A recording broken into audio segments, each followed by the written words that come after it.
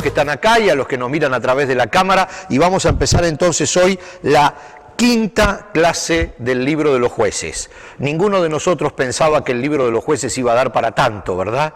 Pero hay algunas historias que se ponen muy interesantes. Otra vez, y a medida de repaso, solamente para ubicarnos, tenemos que recordar que estamos en una etapa de transición en el pueblo de Israel. Cuando muere Josué y hasta que toma el trono Saúl. Entonces hay una etapa entre, digamos, el liderazgo fuerte de Moisés y Josué, y luego un rey, o sea, la monarquía. Entonces, en esa etapa hay un problema de falta de liderazgo absoluto, el pueblo de Israel se desparrama, comienza a ser atacado por todos los pueblos que habían quedado en la tierra y que ellos no pudieron destruir, definitivamente no podían barrer con todos los que estaban allí en la tierra de Canaán. De hecho, con sus mismos parientes y familiares, todos descendientes de Abraham. Entonces llega un momento en que el pueblo se dispersa y se debilita. Se debilita porque cada uno se fue a la tierra que Josué le repartió y, por supuesto, ya no estaban todos juntos, ya no eran tan poderosos. Igual el pueblo de Israel tiene la característica de que nunca fue demasiado poderoso. Todas las victorias eran gracias a Dios. Cuando Dios retiraba su bendición, el pueblo de Israel caía y era masacrado porque no eran grandes guerreros, nunca lo fueron. Todas las victorias del pueblo de Israel son porque Dios estaba con ellos y los bendecía y lograba que ellos venzan de manera milagrosa. Pero digamos, como guerreros nunca se caracterizaron por ser guerreros. Entonces tenemos que se dividieron y por supuesto comenzaron a ser sometidos y perseguidos con guerra de guerrillas y con guerra abierta, y como veíamos ayer, algunos de ellos, como ayer no, la clase anterior, los de Madián, el pueblo de Madián, los madianitas, descendientes de Abraham, con su segunda esposa, los estaban martirizando con el hambre. Le dimos la clase pasada bastante hincapié, hicimos bastante hincapié, le dimos bastante fuerza a ese concepto, porque lo que hacían los madianitas era que llegaban, quemaban los campos y mataban a las ovejas y mataban a las vacas y los estaban destruyendo con guerra de guerrillas, quemando los campos, como hicieron los rusos cuando Napoleón los quiso conquistar. Y le quemaron los campos y no hubo forma de llegar porque no había alimento para la tropa en el camino. El concepto de poder alimentarse es algo, tenemos la costumbre de comer todos los días. Y cuando eso no se puede, todo se empieza a complicar. Y entonces el pueblo de Israel estaba muy, pero muy mal por el tema que los madianitas no le dejaban comida. Los atacaban y les quitaban la comida. De hecho, Gedeón, el que empezamos a estudiar la clase pasada y vamos a seguir estudiándolo hoy, el ángel de Dios, el ángel de Jehová, lo viene a buscar cuando Gedeón estaba trabajando, escondido, separando la paja del trigo para esconder el trigo dentro de un granero para que los madianitas cuando pasaran no vieran el trigo porque si no se lo llevaban o lo incendiaban. Entonces lo que estaba haciendo Gedeón, como todo el resto de la gente, era tratar de protegerse, de esconderse de los madianitas en lugar de defenderse o de atacarlos como hubiera sido lo lógico en otro momento, contando con la bendición de Dios. Pero como dijimos, el pueblo se apartaba constantemente de Dios y Dios le retiraba su apoyo. Cuando Dios retira el apoyo del pueblo de Israel, el pueblo de Israel cae en crisis.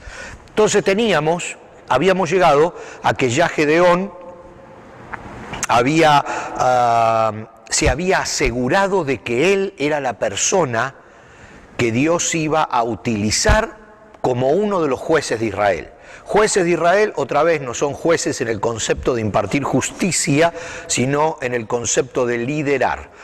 Dios había elegido a Gedeón como el nuevo caudillo de Israel, como el nuevo jefe de Israel o como el nuevo líder de Israel, o como el nuevo conductor de Israel, y se lo había dicho. Gedeón no lo había entendido, no lo había aceptado, no lo había creído, y le había pedido algunas comprobaciones. Dios se las había dado y entonces él ahora ya estaba seguro que era el hombre elegido por Dios para liberar el pueblo. Convoca a las demás familias de los alrededores. Él, si recuerdo bien, ahora lo vamos a ver, era de la tribu de Manasés. Si ustedes recuerdan, la tribu de Manasés estaba partida al medio porque mitad se había quedado a un lado del Jordán, junto con las tribus de Rubén y Gad, y la otra mitad de Manasés había pasado a la tierra de Canaán. O sea que él era el último de una familia pequeña, el hijo menor de una familia pequeña de una tribu dividida. Dios fue a buscar a lo último de lo último para que sea el líder de Israel. Ya lo había confirmado como líder y él había convocado a las tropas. Ahora Dios le dice: vamos a atacar a la tropa de Madián, pero ustedes son muchos y no quiero que piensen que la victoria está por la fuerza que ustedes tienen. Fíjense este concepto de Dios. No quiero que ustedes se queden con la gloria que me corresponde a mí, dice Dios. Con otras palabras, yo se los estoy relatando. Entonces Dios le dice: si ustedes son 5.000 o 6.000 o 7.000, yo no recuerdo ni cuántos eran, ahora lo vamos a ver en la historia, dice, y van a atacar a los madianitas y los vencen, ustedes van a pensar que lo vencieron por la fuerza de ustedes. Y no quiero que piensen eso, quiero que estén seguros que el resultado victorioso se los di yo. Entonces dice, vamos a elegir solamente un pequeño grupo de gente para atacar a los madianitas. Y comienza la selección de los 300 y ahí vamos a leer hoy. Dios le pide a Gedeón un puñado de hombres para atacar a un gran ejército, para que entonces quede claro en la historia y en la mente del pueblo de Israel que la victoria no era de los hombres sino era de Dios. Esto es muy importante porque esto es una constante en la relación de Dios con el pueblo de Israel. Ustedes recuerden, desde que salieron de Egipto, Dios les daba el agua cuando ya estaban muriendo, arrastrándose de sed. No se las dio antes. Dios les dio el maná cuando no tenían absolutamente nada que comer y se arrodillaron a buscar la bendición de Dios. Todos los momentos en que Dios le da la victoria es cuando ellos llegaron al momento más profundo de crisis, para que entonces todos se dieran cuenta que la victoria no le pertenecía a ellos sino le pertenecía a Dios. Esta es una constante de la relación entre Dios y el pueblo de Israel. Dice el libro de los Jueces, capítulo 7, entonces Jerobaal, es decir Gedeón, ustedes recuerdan por qué se llama Jerobaal, ¿verdad? Porque lo primero que Dios le había pedido era que destruya una estatua que había del dios Baal. Y entonces, cuando destruyó esa estatua, el pueblo se le vino encima y dijo, uy, a Gedeón hay que matarlo. Y el padre de Gedeón, que era un líder, le dijo al pueblo, momentito, dice, si Baal es un dios, que se defienda él mismo. Entonces, a Gedeón le pusieron desde ese día que Baal se defienda a sí mismo, que significa Jerobaal. ¿Ok? Por eso Gedeón se empezó a llamar que Baal se defienda a sí mismo. Entonces, dice, entonces Gedeón y su ejército se levantaron temprano y fueron hasta el manantial de Arot.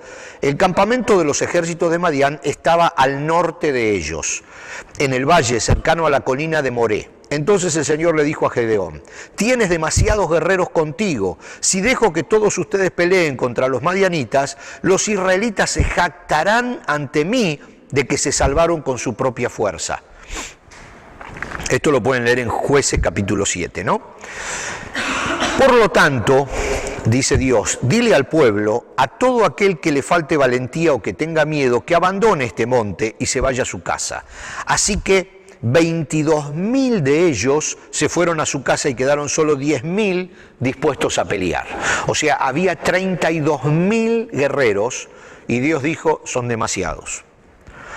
Pero el Señor le dijo a Gedeón, todavía son demasiados. Los 10.000 que quedaron son demasiados. Hazlos descender al manantial y yo los pondré a prueba para determinar quién irá contigo y quién no. Cuando Gedeón bajó con sus guerreros hasta el agua, el Señor le dijo, divide a los hombres en dos grupos. En un grupo pon a todos los que beban el agua en sus manos lamiéndola, como hacen los perros. En el otro grupo pon a todos los que se arrodillan para beber directamente del arroyo. Solo 300 de los hombres bebieron con las manos, los demás se arrodillaron para beber con la boca en el arroyo. Entonces el Señor le dijo a Gedeón: con estos 300 hombres rescataré a Israel y te daré la victoria sobre los madianitas. Envía a todos los demás a su casa, Así que Gedeón recogió las provisiones y los cuernos de carnero de los otros guerreros y mandó a cada uno de ellos a su casa, pero se quedó con los 300 hombres. Y ahora acá viene una cuarta señal de Dios hacia Gedeón. Ya hubo 3 anteriores. Gedeón le pedía constantemente confirmaciones de todo lo que iba a pasar. Esas confirmaciones que Gedeón les pedía, hay que tener en cuenta lo que decíamos antes. Gedeón no era un guerrero, Gedeón no era un líder, Gedeón era el último de la familia más pequeña de una tribu dividida, y lo que Gedeón hacía era cultivaba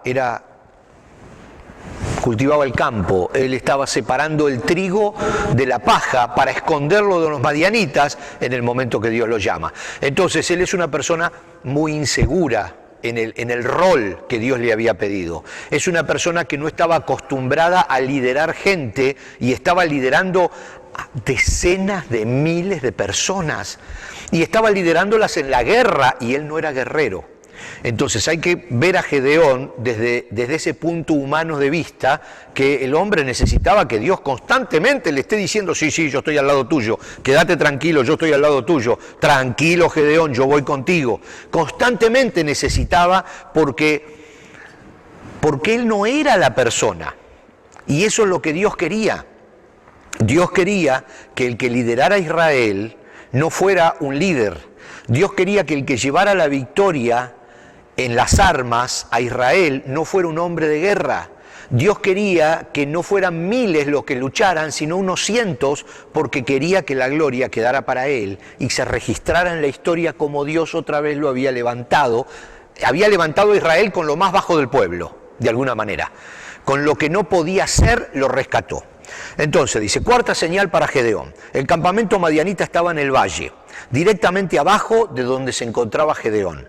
Esa noche el Señor le dijo: levántate, desciende al campamento madianita, porque te he dado la victoria sobre ellos, dice. Pero si tienes miedo de atacar, desciende al campamento con tu siervo Fura.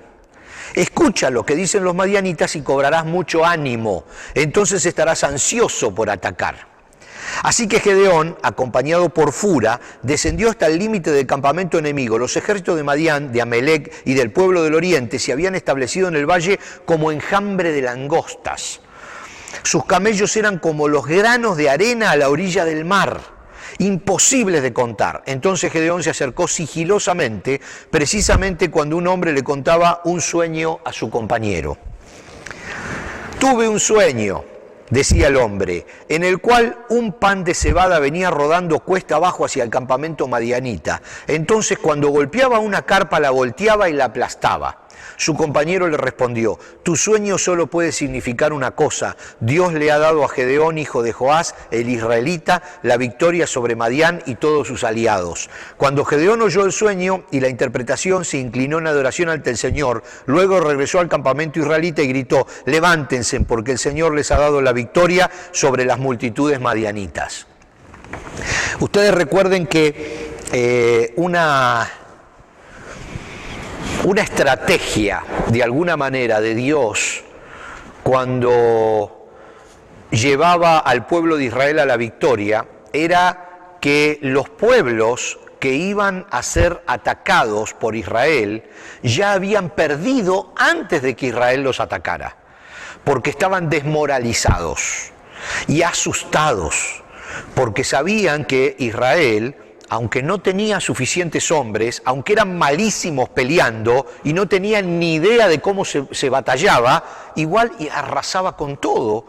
Y todos los pueblos sabían que no era por Israel, sino por el Dios de Israel.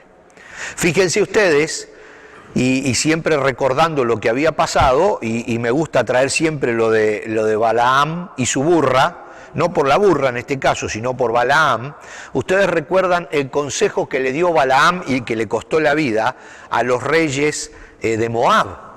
Les dijo, ustedes tienen que mandar mujeres prostitutas que se infiltren dentro del campamento de Israel para que entonces el pueblo se acueste con esas mujeres y Dios se enoje con el pueblo.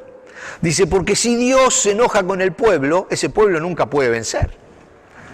Fíjense la estrategia de Balaam, que de hecho dio resultado. Entonces el secreto aquí es que de alguna manera los otros pueblos intentan separar a Dios del pueblo, a Dios de Israel, para que Israel no tenga poder. Pero saben que si el pueblo de Israel está bien con Dios, ellos van a ser destruidos. Fíjense lo que pasó en Jericó. Cuando el pueblo estaba del otro lado del Jordán y tenía que cruzar el Jordán, Jericó ya se había destruido. Cuando los espías fueron a Jericó, y que se hospedaron en la casa de esa prostituta, que de hecho yo creo que conocían de la misma historia de Balaam, y entró, porque esas mujeres eran de Jericó, entonces ellos se hospedaron en la casa de esa mujer, que se salvó ella y toda su familia por darle hospedaje a los dos espías. Los espías, ¿qué es lo que descubrieron? Que el pueblo estaba totalmente desmoralizado, el pueblo que estaba dentro de las murallas de Jericó, que no entendían cómo, pero sabían que ya estaban muertos. O sea, sabían que ellos tenían unas murallas impresionantes, que las puertas estaban cerradas, pero sabían que el pueblo de Israel venía con Dios y no había nada que lo pudiera detener. Jericó ya estaba vencida antes de que las murallas cayeran, porque el pueblo dentro ya estaba vencido. Y aquí pasó lo mismo.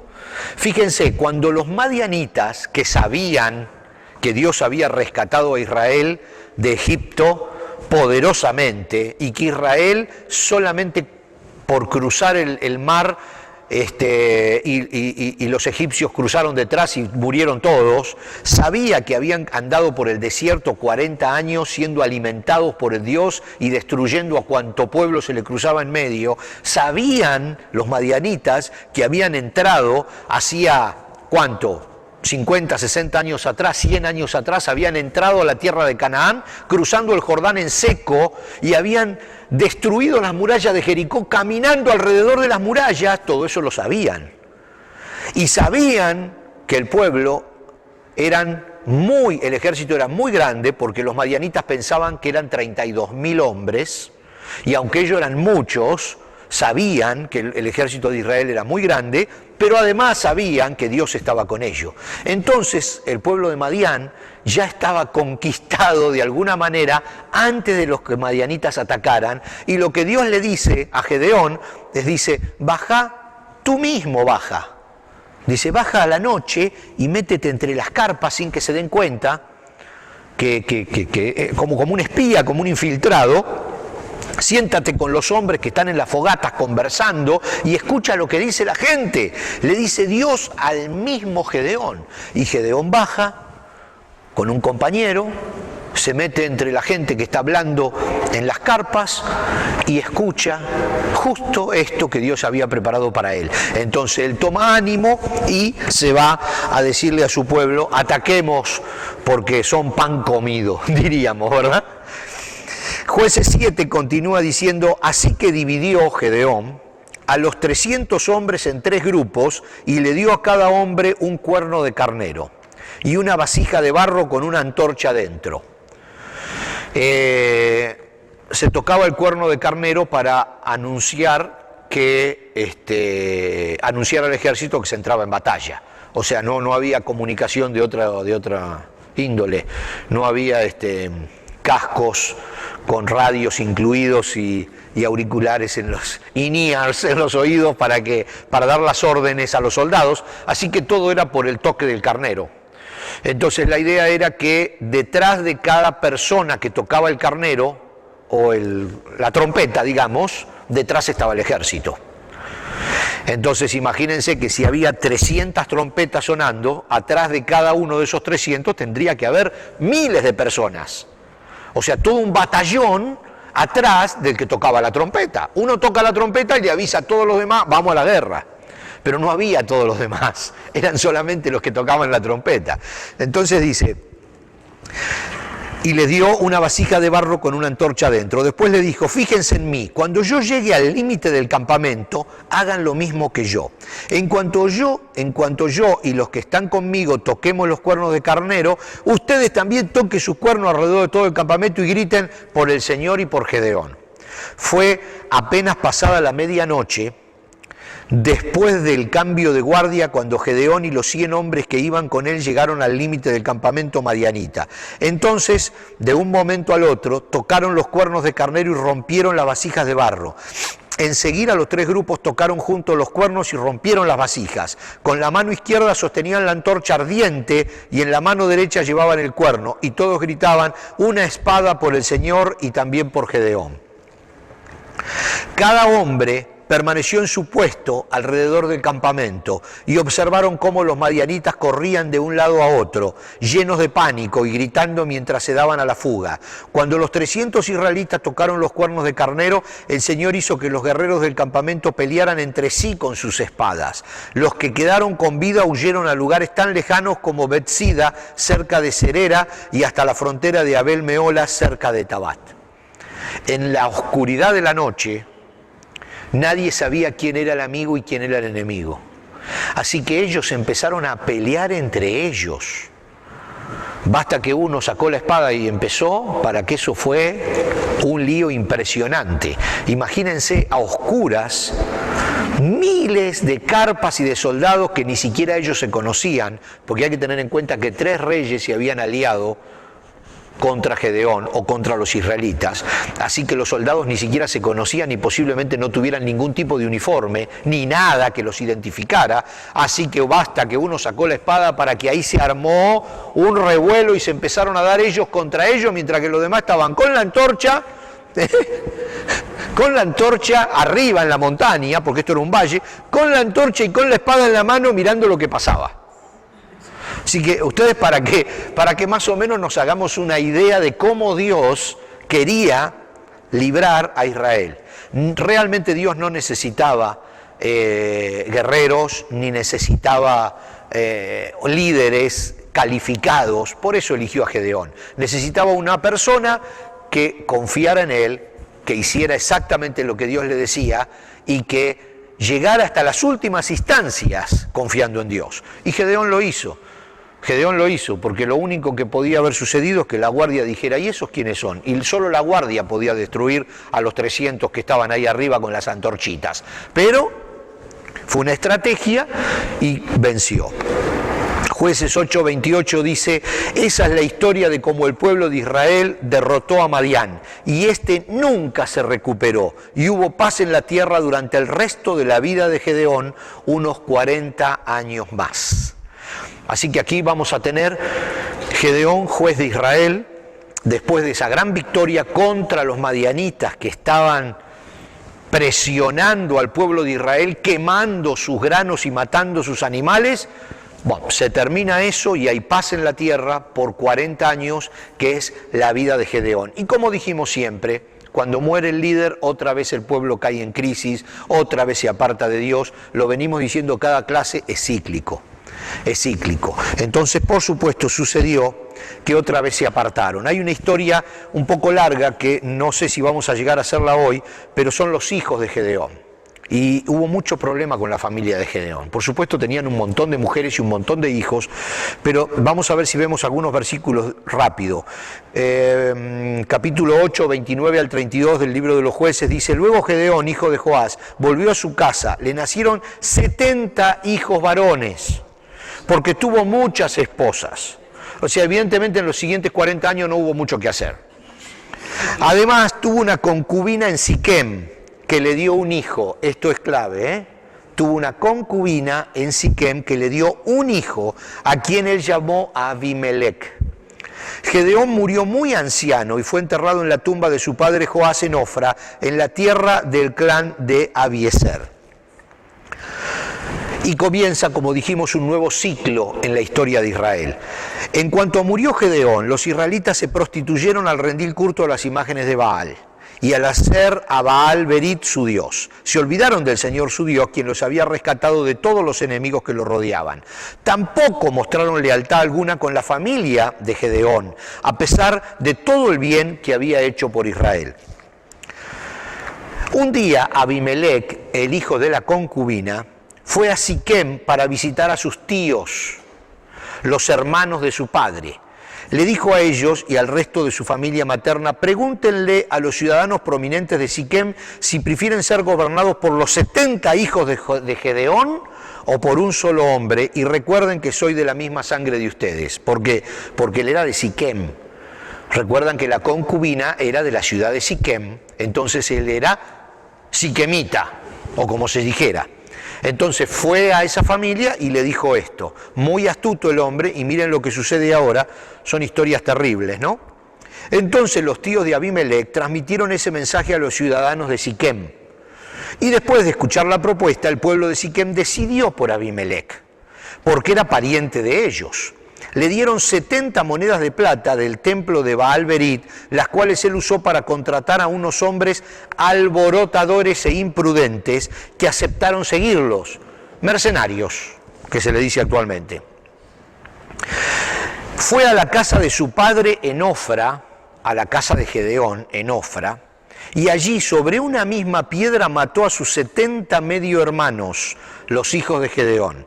Pero Jotam, el hermano más pequeño, escapó y se escondió. Entonces todos los ciudadanos prominentes de Siquem y de Bet Miló convocaron una reunión bajo el roble que está junto a la columna de Siquem y proclamaron rey a Abimelec.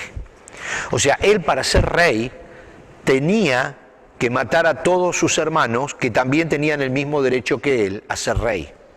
Entonces contrató unos mercenarios y atacó a todos sus hermanos y terminó con toda su propia familia, en realidad medio hermanos de él, porque él era hijo de una concubina de Gedeón, y los mató para poder quedarse él con el reinado y no tener nadie que se lo quisiera quitar. 3 años después de que Abimelec comenzó a gobernar a Israel, Dios envió un espíritu que generó conflictos entre Abimelec y los ciudadanos prominentes de Siquem, quienes finalmente se rebelaron. Dios estaba castigando a Abimelec por haber asesinado a los 70 hijos de Gedeón y a los ciudadanos de Siquem por apoyarlo en esa traición de asesinar a sus hermanos. En el Jueces 9:52 dicen: entonces Abimelec lo siguió para atacar la torre. Estamos hablando de una batalla, yo corté bastante allí porque es larguísima la historia. Pero cuando se preparaba para prenderle fuego a la entrada, desde el techo, una mujer tiró una piedra de molino que cayó sobre la cabeza de Abimelec y le partió el cráneo. Enseguida él le dijo a su joven escudero: saca tu espada y mátame, que no se diga que una mujer mató a Abimelec. Así que el joven lo atravesó con su espada y él murió. Cuando los hombres de Abimelec lo vieron muerto, se desbandaron y regresaron a sus casas. ¿Por qué? Porque eran mercenarios, eran hombres pagos. El ejército de Abimelec no eran soldados de Siquem o de Israel, sino que eran mercenarios. De esta forma Dios castigó, dice Abimelec, por el mal que había hecho contra su padre al matar a sus 70 hermanos. Y Dios también castigó a los hombres de Siquem por toda su maldad.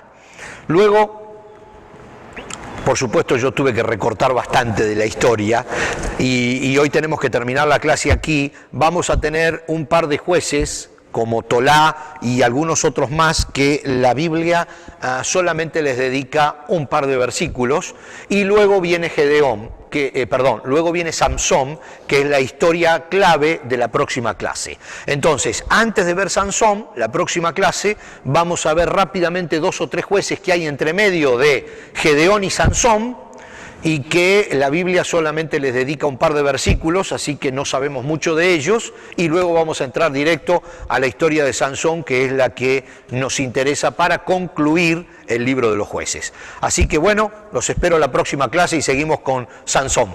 Gracias.